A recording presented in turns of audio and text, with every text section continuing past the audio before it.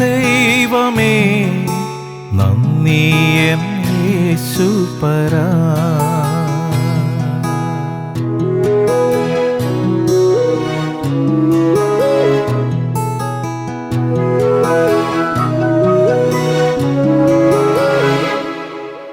നന്ദി നന്ദി എൻ ദൈവമേ നന്ദി എൻ യേശുപരാ.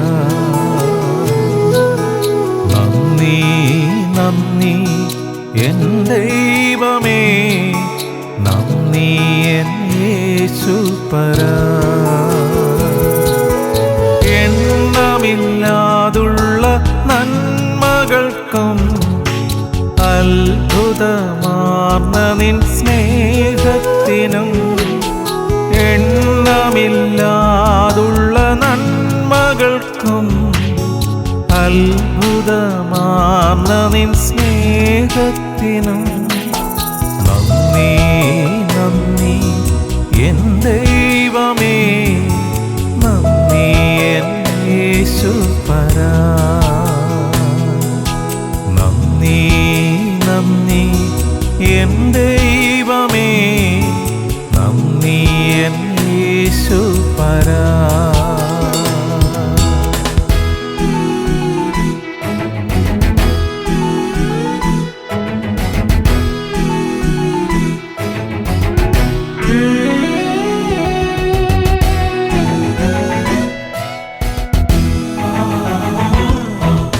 പാപത്താൽ മുറിവേറ്റ എന്നെ നിന്റെ പാണിയാൽ ചേർത്തണച്ചുവല്ലോ. പാപത്താൽ മുറിവേറ്റ എന്നെ നിന്റെ പാണിയാൽ ചേർത്തണച്ചുവല്ലോ. നന്ദി നന്ദി എൻ ദൈവമേ നന്ദി എൻ യേശുപരാ. നന്ദി നന്ദി എൻ ദൈവമേ നന്ദി എൻ യേശുപരാ. ഹല്ലേലൂയ. സ്തോത്രം സ്തോത്രം സ്തോത്രം സ്തോത്രം. ദൈവത്തിൻ്റെ അതിപരിശുദ്ധനാമം സ്തുതിക്കപ്പെടുമാറാകട്ടെ. സങ്കീർത്തനങ്ങൾ 116:12 തിരുവചനം. What shall I render unto the Lord for all his benefits toward me? കർത്താവ് എനിക്ക് ചെയ്ത സകല ഉപകാരങ്ങൾക്കും ഞാൻ അവന് എന്ത് പകരം കൊടുക്കും? പരിശുദ്ധാത്മാവ് ദൈവമേ, ഈ തിരുവചന ഭാഗങ്ങൾ ഞങ്ങൾക്കായി വ്യാഖ്യാനിച്ചു തരണമേ. അവിടുത്തെ വചനമാണല്ലോ സത്യം. ഈ സത്യത്താൽ ഞങ്ങളെ വിശുദ്ധീകരിക്കുന്നതിനായി നന്ദി പറയുന്നു. ആമേൻ.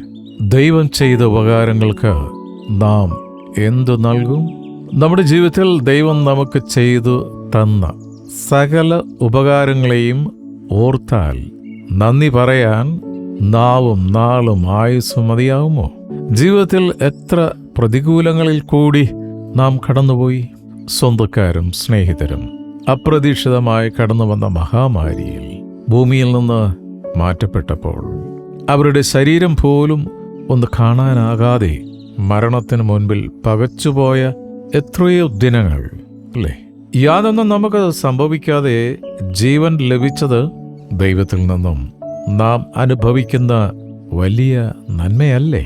മാരകമായ രോഗത്താൽ വാടി ഉലഞ്ഞപ്പോൾ ഭയാനകമായ അവസ്ഥയിൽ നിന്നും കരം തന്ന് വിടിവിച്ചത് ദൈവം തന്ന വലിയ നന്മയല്ലേ? ജീവിതഭാരങ്ങളിൽ താങ്ങായി ഇന്നുവരെ നിർത്തിയത് നമ്മുടെ കഴിവ് കൊണ്ടോ ബുദ്ധിശക്തി കൊണ്ടോ ആരോഗ്യം കൊണ്ടോ ധനം കൊണ്ടോ പ്രശസ്തി കൊണ്ടോ അല്ല. കർത്താവിൻ്റെ കൃപയുടെ വലിപ്പം കൊണ്ട് ഒന്നും മാത്രമാണ്. ഹോസ്പിറ്റലിലെ ICUവിൽ കിടന്നപ്പോൾ ശ്വസിച്ച ശ്വാസത്തിന് വലിയ വില കൊടുക്കേണ്ടി വന്നിട്ടില്ലേ?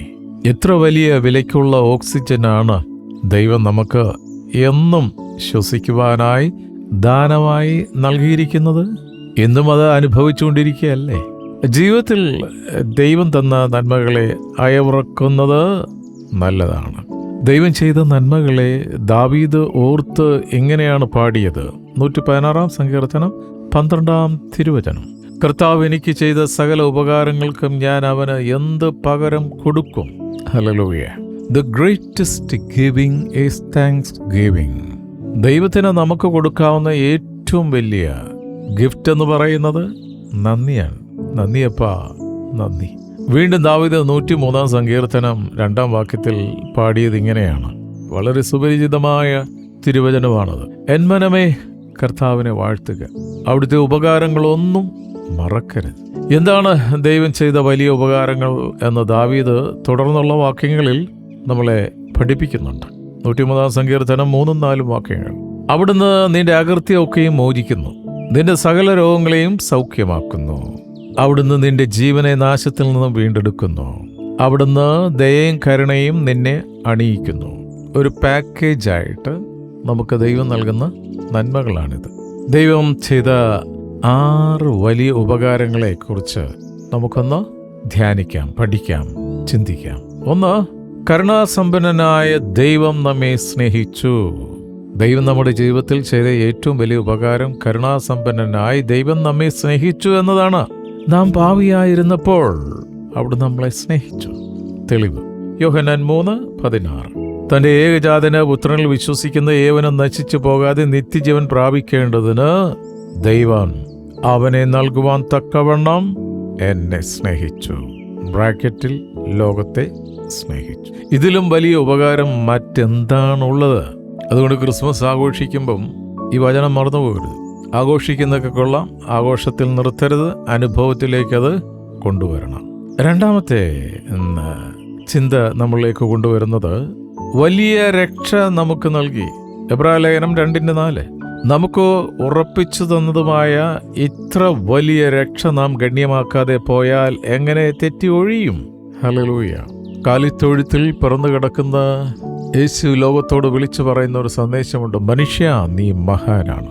നാശകരമായ ചെളിയിൽ നിന്ന് നമ്മെ കോരിയെടുത്ത് നിത്യമായ പാറയിൽ പിടിച്ചു നിർത്തിയ രക്ഷ, എല്ലാവർക്കും സൗജന്യമായി നൽകിയ രക്ഷ, വിലാപത്തെ നൃത്തമാക്കിയ രക്ഷ. 1 പത്രോസ് 1:18-19 തിരുവചനം നമ്മളെ പഠിപ്പിക്കുന്നത് വ്യർത്ഥവും പിതൃപാരമ്പര്യവുമായുള്ള നിങ്ങളുടെ നടപ്പിൽ നിന്ന് നിങ്ങളെ വീണ്ടെടുത്തിരിക്കുന്നത് പൊന്നുവെള്ളി മുതലായ അഴിഞ്ഞു പോകുന്ന വസ്തുക്കൾ കൊണ്ടല്ല, ക്രിസ്തുവെന്ന നിർദോഷവും നിഷ്കളങ്കവുമായ കുഞ്ഞാടിന്റെ വിലയേറിയ രക്തം കൊണ്ടത്രേ എന്ന് നിങ്ങൾ അറിയുന്നില്ലയോ? ഒരിക്കലും മറന്നുപോകരുത്. സ്തോത്രം. അപ്പോൾ ഇപ്പോൾ അനുഭവിച്ചുകൊണ്ടിരിക്കുന്ന പാരമ്പര്യത്തിലല്ല പുകഴേണ്ടത്, കർത്താവിൻ്റെ നിഷ്കളങ്കമായ കുഞ്ഞാടിൻ്റെ നിഷ്കളങ്കമായ രക്തം. ആ രക്തം ഇന്ന് നമുക്ക് വേണ്ടി സംസാരിക്കുകയാണ്. ഇതിലും വലിയ നന്മ വേറെ എന്താണുള്ളത്? 3-ാമത്തെ നന്മ സന്തോഷം. യേശുവിന്റെ ജനനം സകല മനുഷ്യർക്കും ഉണ്ടാകുവാനുള്ള മഹാസന്തോഷം അറിയിച്ചുകൊണ്ടാണ്. യേശു ഉള്ളിൽ വസിച്ചാൽ എപ്പോഴും സന്തോഷമാണ്, എപ്പോഴും സന്തോഷമാണ്. ഒരു ദുഃഖവും അവരെ അലട്ടുകയില്ല. അവർ സങ്കീർത്തനക്കാരൻ പറഞ്ഞതുപോലെ എങ്ങനെ പറയും? എങ്ങനെയാണ്? 4-ാം സങ്കീർത്തനം 7-ാം വാക്യം. ധാന്യവും വീഞ്ഞും വർദ്ധിച്ചപ്പോൾ അവർക്കുണ്ടായതിലും അധികം സന്തോഷം നീ എൻ്റെ ഹൃദയത്തിൽ നൽകിയിരിക്കുന്നു. ഈ സന്തോഷം എന്ന് പറയുന്നത് എന്തെങ്കിലുമൊക്കെ നന്മ കിട്ടുമ്പോഴുള്ള സന്തോഷമല്ല. ഇത് കോൺസ്റ്റൻ്റായിട്ട് നമ്മുടെ ഹൃദയത്തിൽ കുടികൊള്ളേണ്ട ഒരു കാര്യമാണ്. യേശുവിൽ സന്തോഷം കണ്ടെത്തിയാൽ അവർ എന്നും ദൈവത്തെ ഘോഷിക്കുന്നവരായി മാറും. അപ്പോൾ ഈ സന്തോഷം ഒരു സീസണൽ സന്തോഷമല്ല. ഹല്ലേലൂയ. അങ്ങനെയുള്ള ഒരു അവസ്ഥയിലേക്ക് മാറിക്കഴിഞ്ഞു. ഒരു പ്രത്യേക ദിനം വരുമ്പോൾ, ഒരു പ്രത്യേക ആഘോഷം വരുമ്പോഴൊക്കെ ഉള്ള ഒരു സന്തോഷം അതല്ല, അത് ക്ഷണികമാണ്. എന്നാൽ ഒരു ആത്മസന്തോഷം. 4-ാമത്തെ ഗിഫ്റ്റ് എന്ന് പറയുന്നത് സമാധാനം. ദൈവം മാനവജാതിക്ക് നൽകിയ വലിയ നന്മ സമാധാനമാണ്. യേശു പറഞ്ഞു, യോഹന്നാൻ 14:27, സമാധാനം ഞാൻ നിങ്ങൾക്ക് തന്നേച്ചു പോകുന്നു, എൻ്റെ സമാധാനം ഞാൻ നിങ്ങൾക്ക് തരുന്നു. ലോകം തരുന്നത് പോലെ അല്ല ഞാൻ നിങ്ങൾക്ക് തരുന്നത്. നിങ്ങളുടെ ഹൃദയം കലങ്ങരുത്, ഭ്രമിക്കുകയും അരുത്. കർത്താവ് മാത്രമാണ് സമാധാന പ്രഭു. ഈ സമാധാന പ്രഭു ജനിച്ചപ്പോൾ സ്വർഗീയ ദൂതന്മാർ പാടിയ ഒരു പാട്ടുണ്ട്. അത്യുന്നതങ്ങളിൽ ദൈവത്തിന് മഹത്വം, ഭൂമിയിൽ സന്മനസ്സുള്ളവർക്കല്ല സമാധാനം, ദൈവപ്രസാദമുള്ളവർക്ക് സമാധാനം. അപ്പോൾ ദൈവപ്രസാദമുള്ളവർക്ക് മാത്രമേ കർത്താവ് നൽകിയ ഈ ശാശ്വത സമാധാനം ഉള്ളിൽ നിലനിൽക്കുകയുള്ളൂ. ഇതിലും വലിയ ആശ്വാസം നമുക്ക് എവിടെ നിന്ന് കിട്ടും? 5-ാമത്തെ നന്മ പരിശുദ്ധാത്മാവാണ്. പരിശുദ്ധാത്മാവ്. ദൈവം നമുക്ക് നൽകിയ വലിയ ഉപകാരം അവിടുത്തെ ആത്മാവിനെ നൽകി എന്നതാണ്. നമ്മുടെ ആശ്വാസദായകൻ, നമ്മുടെ സഹായകൻ, നമ്മുടെ കാര്യസ്ഥൻ, നമ്മുടെ അഭിഭാഷകൻ, നമ്മെ സകല സത്യത്തിലും വഴി നടത്തുന്ന വഴികാട്ടി, നമ്മുടെ ഗുരു, പ്രതികൂലങ്ങളിൽ ഏകാന്തതകളിൽ കൂടെയിരുന്ന് ശക്തിപ്പെടുത്തുന്ന ആത്മാവ്. ഈ ആത്മാവ് ഉള്ളിലുണ്ടെങ്കിൽ യാതൊന്നും ഭയപ്പെടേണ്ട ആവശ്യമില്ല. ഓരോരുത്തരും ഓടിപ്പോയി സ്തോത്രം ഉടമ്പടി ചെയ്യേണ്ട കാര്യമില്ല. ആറാമത്തെ ഗിഫ്റ്റ്, പ്രത്യാശ. ദൈവത്തിന്റെ വാഗ്ദത്തം എത്ര വലുതാണ്! നമുക്ക് വേണ്ടി ദൈവം ഒരുക്കി വച്ചിരിക്കുന്ന അടിസ്ഥാനമുള്ളതും നിത്യമായതുമായ ഒരു ഭവനം. ആ ഭവനത്തിൽ യേശുവിനോടൊപ്പം നമ്മെ ഇരുത്തുമെന്ന് യേശു വാഗ്ദത്തം നൽകുന്നു.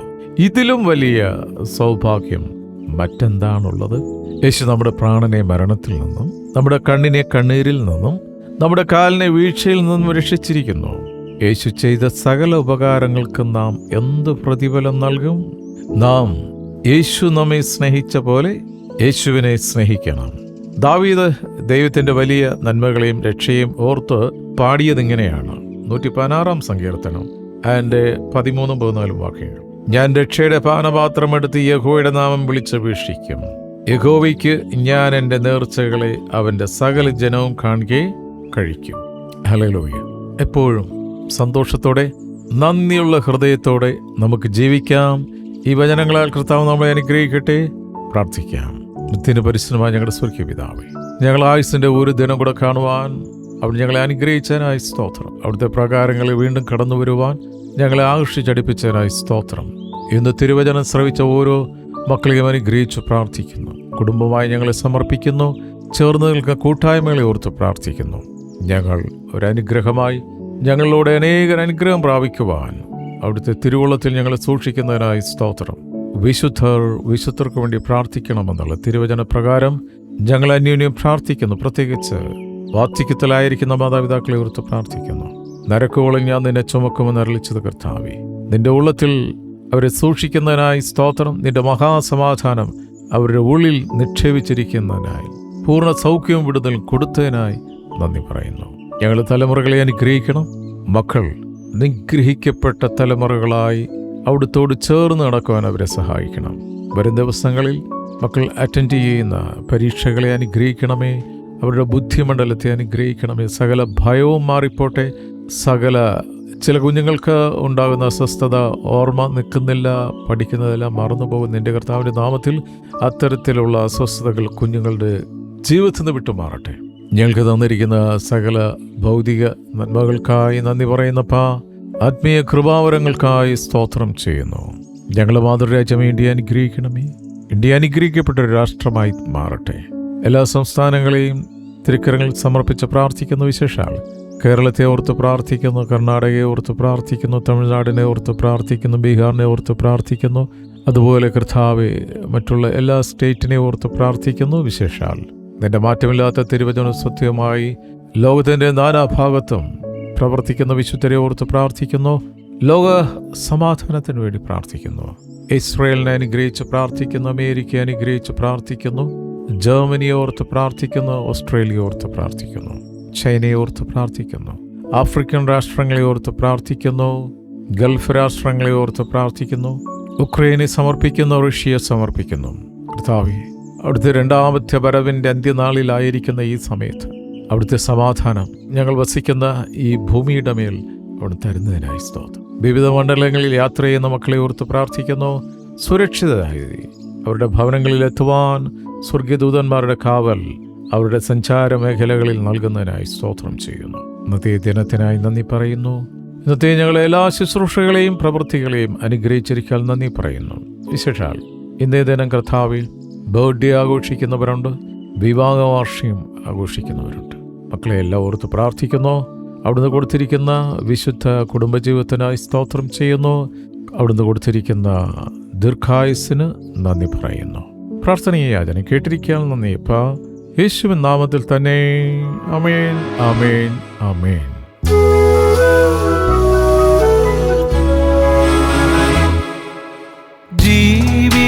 ജീവിതശൂന്യതയിൽ നടുവിൽ നിറവായ അനുഗ്രഹം ചൊരിഞ്ഞുവല്ലോ.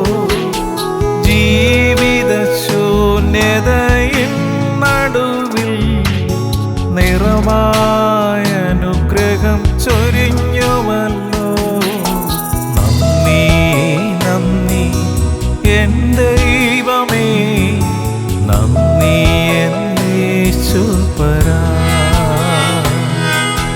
നന്ദി നന്ദി എൻ ദൈവമേ, നന്ദി എൻ യേശുപരാ. നന്ദി എൻ യേശുപരാ. നന്ദി എൻ യേശുപരാ.